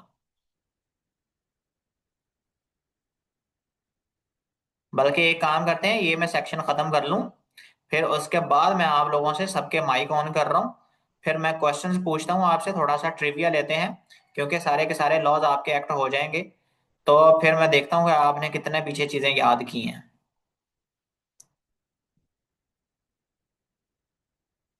चलें। फिर सेक्शन नंबर है 176 कि अगर विलेज ऑफिसर के पास कोई भी कागज है और कागजों के ऊपर जो है वो लिखा हुआ है कि ये जमीन किसकी है, वो कहता है कि उसको गवर्नमेंट की प्रॉपर्टी समझा जाए।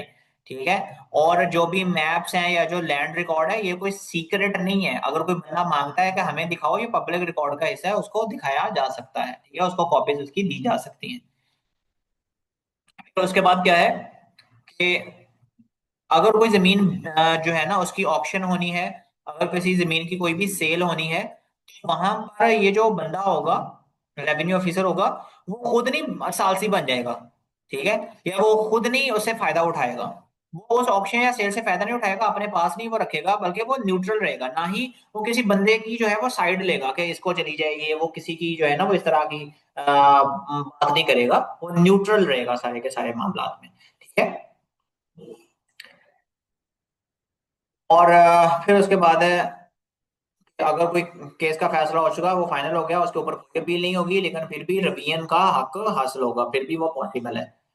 फिर उसके बाद है कि हाँ, आपका सेक्शन नंबर 180 एक ये कहता था कि पहले लंबरदार लगाए जाते थे। ठीक है।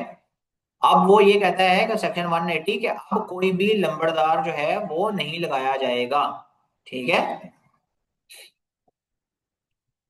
सेक्शन नंबर 181 है, वो कहता है कि कोई भी अगर रेवेन्यू ऑफिसर ने कोई काम किया गुड फेथ के लिए, उसके ऊपर कोई भी केस नहीं बनाया जाएगा। रूल्स किसने बनाने हैं? बोर्ड ऑफ रेवेन्यू ने बनाने हैं। ठीक है।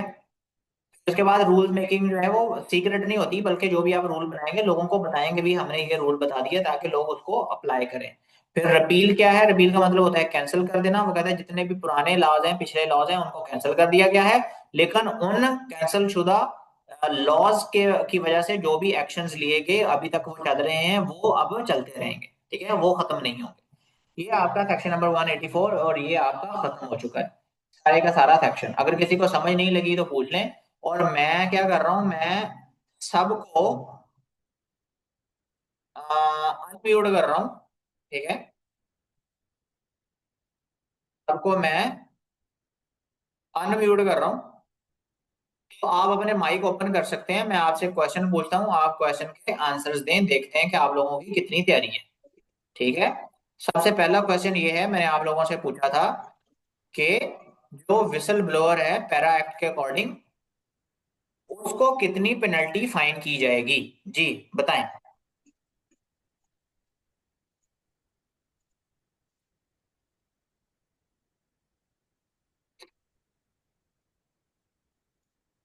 जी, कोई बताएगा? सिर्फ 500। क्या? 500। भाई पैरा एक्ट की मैं बात कर रहा हूँ, पैरा एक्ट के अकॉर्डिंग अगर कोई विसल ब्लोअर है, उसको फाइन है, पेनल्टी उसको लगाई जाती है, वो कितनी होगी?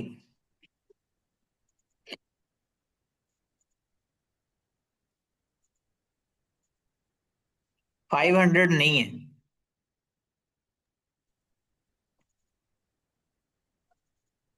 क्या हुआ, बोलें कुछ? 1 लाख है सर।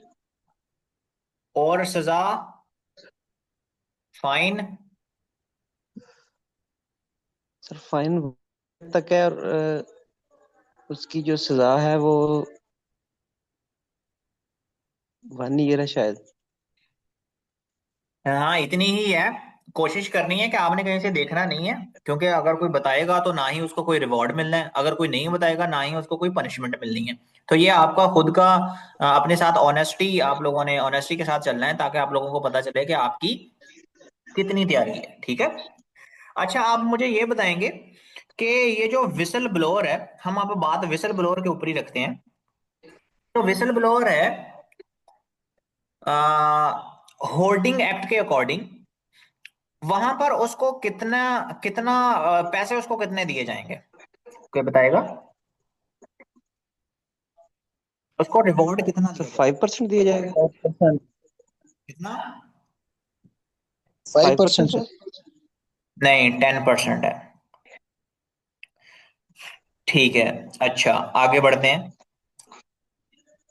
मुझे ये बता, कोई बच्चा बताएगा कि ऑक्यूपेंसी के जो राइट्स हैं वो कैसे मिलते हैं, कौन कौन सी रीजंस हैं, किस वजह से ऑक्यूपेंसी के राइट्स मिल सकते हैं?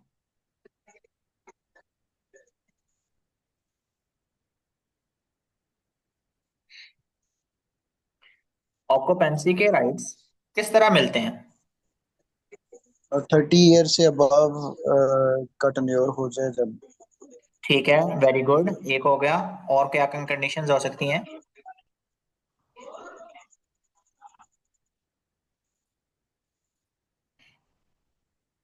सर और जनरेशन टू जनरेशन जो आ रही है वो भी हो सकती है। हाँ ठीक है, वेरी गुड, 2 जनरेशन्स हों और 20 ईयर्स का वहां पे कि कब्जा हो उनका। कब्जा हो। और जी। दूसरा ये कि उनका एक्ट से पहले उन्होंने वहां पे मतलब वो रह रहे हैं, उनको कास्ट कर रहे हो, तो वो भी आपको पेंशन के राइट्स में आएगा। हाँ ठीक है, अर्ली सेटलर्स उनको बोलेंगे कि जो लोग उस जमीन के ऊपर सबसे पहले आबाद हुए थे और तब से उनका वहां पे कब्जा है, वो भी हो सकते हैं। और और हाँ, एक्स लैंड ओनर्स भी हो सकते हैं, बाद में वो टेनेंट बन जाएगा, वो भी हो सकता है, जागीरदार भी हो सकता है। ठीक है। फिर कस्टमरी बेसिस के ऊपर भी किसी को दी जा सकती है। ठीक है, चलो। अच्छा, आगे बढ़ते हैं। और क्वेश्चन मैं आपसे पूछता हूँ कि ठीक है, अगर हम colonisation of government land act की बात करें, जो हमने रिसेंट पढ़ा है इस एक्ट से पहले, तो जो सक्सेशन है, मुसलमानों के अलावा किसी और बंदे की जो सक्सेशन है, किसी को राइट्स जो है वो आगे आगे सक्सेसर आना है, इनहेरिटेंस में मिलने हैं, वो कैसे मिलते हैं, किसको मिलते हैं सबसे पहले, फिर उसको बाद किसको मिलते हैं, क्या प्रोसीजर क्या होता है? कोई बताएगा? कोई गैर मुस्लिम अगर मरता है, उसकी जमीन के राइट्स कैसे मिलेंगे, टेनेंसी के तो राइट्स कैसे? सर वो सर गैर उसकी मुस्लिम तो बीवी पहले को, मुंतखब नहीं करेगा सर? क्या? सर गैर मुस्लिम जो है सर वो पहले बताएगा कि मेरे बाद वो जो ये जो मेरी मतलब जायदाद है या जमीन है ये किसको मिलनी चाहिए? अगर वो नहीं बताता फिर? तो उसकी बीवी को और उसकी बीवी के खानदान को ऐसे, अच्छा चलो सबसे बीवी की माँ। अच्छा, ये बहुत पुरानी बातें हैं, तो आप यूं याद रख लें कि पहले औरतों के कोई इतने हक हकूक नहीं थे। तो सबसे जो पहली बात जो है, सबसे पहला जो बंदा होगा वो उसके मेल, उसके जो है ना वो उसके बच्चे होंगे या उसके बच्चे के बच्चे होंगे। ठीक है। सबसे पहले जी उसके सर। बेटों को मिलेगा या उसके ग्रैंडसन्स को मिलेगा। अगर वो नहीं है फिर उसकी विडो को मिलेगा। अगर उसकी विडो भी नहीं है फिर उसकी अनमैरिड डॉटर्स को मिलेगा। अगर ये तीनों नहीं है फिर चौथे नंबर के ऊपर आती हैं नॉमिनेशंस, कि वो मरने से पहले नॉमिनेशंस कर जाए। और उन नॉमिनेशंस के अंदर सबसे पहले है मदर। मदर के बाद है उसके बेटे की बेवा। उसके बेटे की बेवा के बाद है उसके पोते की बेवा, बेटे के बेटे की बेवा। फिर उसके बाद उसकी मैरिड डॉटर्स हैं। मैरिड डॉटर्स के फिर आगे बेटे हैं। फिर उसकी सिस्टर है। फिर आगे सिस्टर के बेटे हैं। फिर उसके बाद कोई उसका मेल अग्नेट है। अगर इन सब में से कोई नहीं है फिर उसके या तो चचा को मिल जाएगा, चचाजाद बेटे को मिल जाएगा, भतीजे को मिल जाएगा, कजन को मिल जाएगा। ठीक है। ये colonisation of government lands act के अकॉर्डिंग इस तरह आगे हायरार्की ट्रांसफर होगी। ठीक है। और ओके सर। अगर कोई बंदा वो नॉमिनेट भी नहीं करके जाता, इन तीनों चारों में से भी कोई नहीं है, तो फिर आके कलेक्टर के पास ये पावर्स होंगी। वो क्या करे कि खुद से ही वो कोई उन नॉमिनेशंस में से एक बंदे को कह दे कि ये आप ये बंदा जो है वो इसका असल वारिस है। ठीक है। जी सर। ये तो है जिसके पास ऑक्यूपेंसी के राइट्स हैं। लेकिन जिसके पास ऑक्यूपेंसी के राइट्स नहीं है, उसका जो आने वाला वारिस है वो कैसे डिसाइड होता है? कोई बताएगा?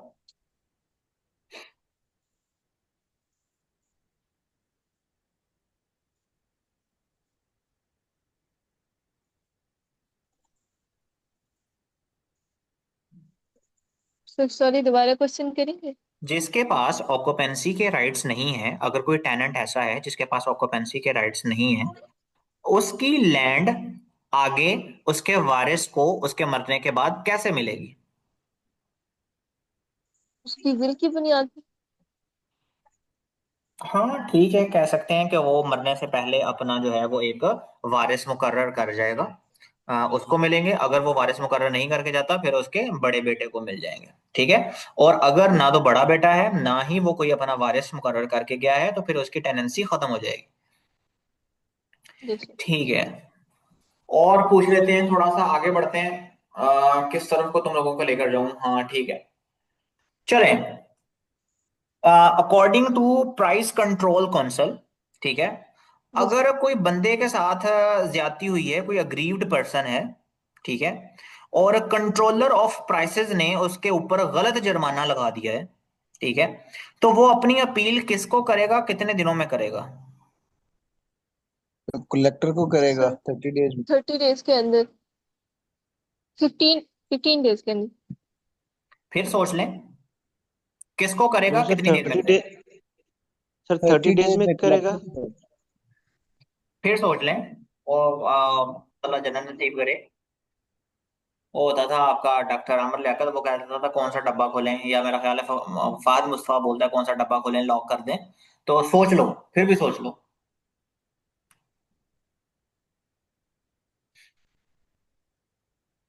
देखो जिस बच्चे ने बोला है ना कलेक्टर का, जो आपका होर्डिंग एक्ट है ना, जो price control of essential commodities act है, वहां पे कलेक्टर का कोई लेना देना ही नहीं है। ठीक है। वहां पर जो ऑफिसर है वो आपका डिप्टी सर वो कमिश्नर है। इन्फोर्स, असिस्टेंट डिप्टी कमिश्नर को करेगा सर पहले। किसको? Assistant commissioner. नहीं ना यार, वो तो खुद डिप्टी कमिश्नर है। Controller of prices deputy commissioner होता है, वो अपने से छोटे बंदे को उसकी अपील थोड़ी जाएगी। उसकी अपील जाएगी कमिश्नर के पास। उसकी अपील किसके पास जाएगी? कमिश्नर के कमिश्नर। पास। और 7 दिनों के अंदर अंदर जाएगी। ठीक है। 7 दिन का पास होगा, टाइम होगा अग्रीव्ड पर्सन के पास। वो 7 दिनों के अंदर अंदर अपनी जो है वो अपील आगे कमिश्नर को कर सकता है। लेकिन अगर उसको जुर्माना किया गया है, उसके साथ ज्यादती की है प्रोविंशियल कंट्रोलर जनरल ने, ठीक है। प्रोविंशियल कंट्रोलर जनरल ने अगर उसके साथ ज्यादती की है, फिर उसके पास 15 दिन का टाइम होगा कि वो 15 दिन के टाइम के अंदर अंदर आगे अपील कर दे अपेलेट कमेटी को। ठीक है। तुम लोगों ने पढ़ा नहीं जी है, सर। पता नहीं तुम लोग क्या करते हो, यहाँ पे आके सुन के चले जाते हो, याद नहीं कर रहे आप लोग चीजों को। बाद में भाई हमें ना गालियां देते रहना कि हमने फी दी थी, हमें कुछ नहीं पढ़ाया, ये वो, ये सारा है तो रटे वाली चीज। जो समझने वाली चीज थी वो हमने आपको बता दी है। ठीक है। तो जी सर। पढ़ नहीं रहे हो अभी भी, आपके पास टाइम है, अपना ट्रिविया करते रहा करें। मेरे पास पिछला ग्रुप है, वो पूछते रहते हैं ग्रुप में। तो थोड़ा बहुत एक दूसरे के साथ कोई हेल्दी गुफ्तगू करें ग्रुप के अंदर, पर्सनल चाहे ना करें। तो यार कोई पढ़ना स्टार्ट करो तुम लोग, अभी भी 8-9 दिन है, तो पढ़ लो कुछ। अगर तुम लोगों ने फीस दी है, अपने पैसों को हलाल करो। और इससे कोई बड़ी जी अपॉर्चुनिटी नहीं है। पीपीएससी की जी हिस्ट्री में एसडीओ से बड़ी सीट कोई नहीं है पीपीएससी की हिस्ट्री में। अब पीएमएस के थ्रू आप वो वैसे पीपीएससी के थ्रू आप असिस्टेंट वो भी बनते हो, डायरेक्टर भी बन जाते हो 17 स्केल के। लेकिन 16 स्केल की इससे बड़ी कोई भी जॉब नहीं है। इस बात को आप जी अभी वो नहीं कर रहे हो, लेकिन जब आपके हाथ से ये मौका चला गया, आप लोग पछताओगे उसके बाद। सीटें पता नहीं कब आनी है कब नहीं आनी। और बहुत सीटें हैं ये, अगर कोई बंदा अच्छे कंपटीशन में आता है। और ये उससे भी बड़ी बात है कि ये जीके का पेपर नहीं है। अगर सिर्फ जीके होता, लोगों के 90-90 मार्क्स आने थे। ठीक है। लोग 40-40 साल से जीके की तैयारी कर रहे हैं बैठे हुए, फिंगर टिप्स के ऊपर उनकी चीजें हैं, इतने रट्टे लगाए हुए हैं लोगों ने। अब यहाँ पर ये है कि अगर किसी का जीके कमजोर है तो चलो रेवेन्यू लॉज में अच्छा बेहतर परफॉर्म कर ले। और अगर कोई सीएसएस की पहले तैयारी करता रहे, चलो वो ऐसे में अच्छा परफॉर्म कर ले। तो हर एक के पास अच्छी ऑप्शन है। तो अपने इसको टाइम को जाया ना करें, अभी भी 9-10 दिन है। अपने ऊपर मेहरबानी करें। ठीक है। चीजों को याद करें, रट्टा लगाएं, इनको क्रैम करना है चीजों को। ठीक है। अभी तो इंशाल्लाह। सेक्शन नहीं पूछे, तो जो के 10 को क्वेश्चन सेक्शंस के भी आएंगे। चलो सेक्शन ना याद करो, कम से कम चीजें तो इसके अंदर अपील्स, फाइन्स, पेनल्टीज, जो चीजें इंपॉर्टेंट है वो तो पता होनी चाहिए। जी सर, बिल्कुल। तो पूछूं आगे कुछ और या बस करूं? जी फैसल भाई कुछ और बोले। एक्चुअली मैंने लास्ट वीक के लेक्चर्स जो है मिस कर दिए। तो जीके वगैरह की तो मेरी तैयारी है, इसका रिसेंटली एक्ट्स के लास्ट के मैंने अभी स्टार्ट किया। किसकी तैयारी है तो आपकी? मैंने कहा जीके वगैरह तो आपने सही कहा, शायद हम भी उन लोगों में से हैं जिन्होंने उसकी जीके के रट्टे लगाए हुए हैं। जी अभी ये है कि लॉ की तैयारी मैंने लास्ट वीक के लेक्चर में मिस कर दिया था, तो आपसे मैंने डिस्कस किया था। अब माशाल्लाह जी। बहुत अच्छे तरीके से, मतलब बहुत अच्छे तरीके से आप कर रहे हैं। तो सर इसके कोई मुझे नहीं पता, शायद इसके होंगे, क्योंकि आपके क्वेश्चन पेपर्स वगैरह भी इसके हैं, कोई टेस्ट वगैरह भी आप लेते हैं? एक्चुअली हाँ मुझे जी। आइडिया नहीं है।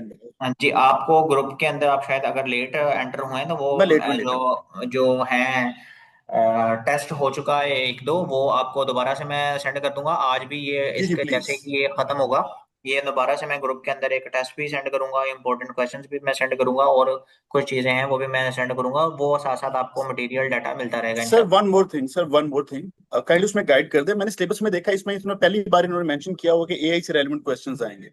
जी अब एआई को किस लेवल तक ये लेके जाएंगे? Like I am from computer sciences. तो जी। हमारे लिए तो एआई जो है वो उसकी एआई की 45 सब डोमेन्स हैं वो। अब वो सबको प्रिपेयर करेंगे, जनरल एआई पे चलेंगे? नहीं फॉर नहीं, एग्जाम्पल अगर हम ऑब्वियसली। लेमैन पे बात करते हो, जनरल एआई इनकी इस पे ही घूमती है, लाइक चैट जीपीटी ब्ला ब्ला ब्ला ब्ला, या जनरेटिव एआई वगैरह पे घूमती है।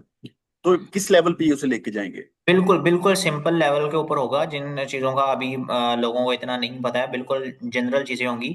अगर आप कोई पास पेपर उठाए ना, तो इन्फोर्समेंट ऑफिसर का पास पेपर्स में ये चीज़ें पूछी गई हैं कि जो आपका जनरेटिव एआई और ये जो आपका जो चैट जीपीटी है उसके बारे में एक आधा क्वेश्चन आया हुआ है। तो ये बड़ी सिंपल सिंपल सी चीज़ें आएंगी, इतनी मुश्किल नहीं आएंगी। ठीक है। एक दो वो भी पूछा गया था जो गवर्नमेंट की तरफ से एप्स लॉन्च की गई हैं। ठीक है। कोई इनकी सहूलत मरकज वाली कोई ऐप है, उनके बारे में भी क्वेश्चन जो है ना वो एक दो आए हुए हैं। तो वो जीके के रिलेटेड है। अगर आपने जीके प्रिपेयर किया हुआ है तो आपने रट्टे लगाए हुए हैं, तो वो आपके लिए कोई इशू नहीं होगा।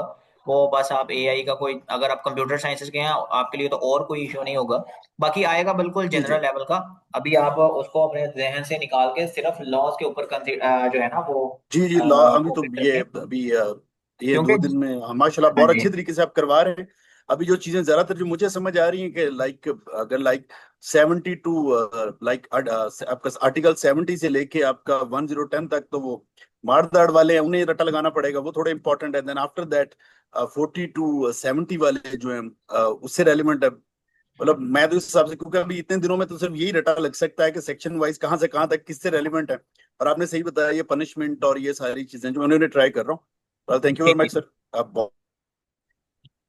हाँ जी, बस आप अपील्स किसको करनी है, कितनी डेज के अंदर करनी है, ये हर जी एक जी। की आपको याद होनी चाहिए। आपको पेनल्टीज हर एक की याद होनी चाहिए, ठीक है।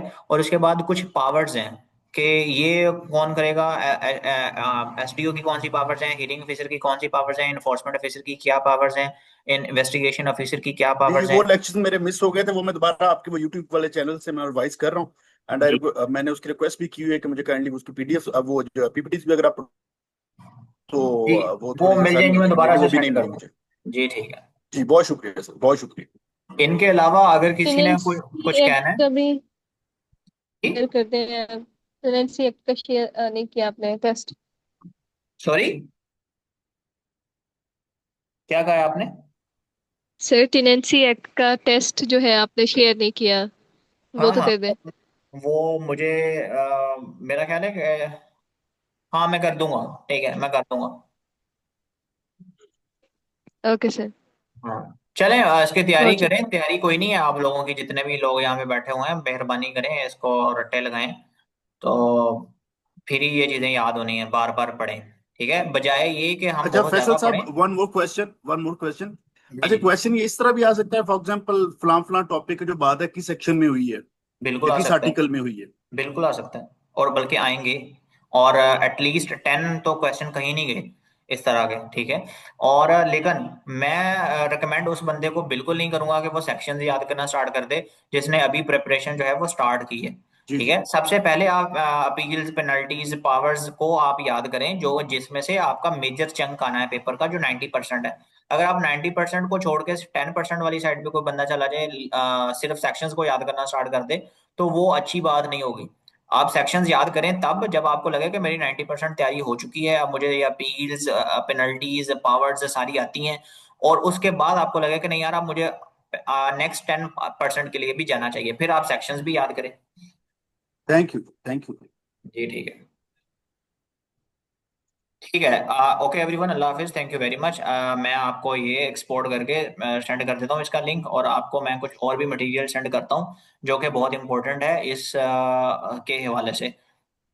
थैंक यू जी sir, very much. Previous PPTs में काइंडली सेंड कर दीजिए। जी ठीक है, अल्लाह हाफिज। मैं ग्रुप में सेंड कर दूंगा, वहां पे आ जाएगी जी जी, सबको ग्रुप ना। में, जी जी प्लीज, थैंक यू। अल्लाह हाफिज।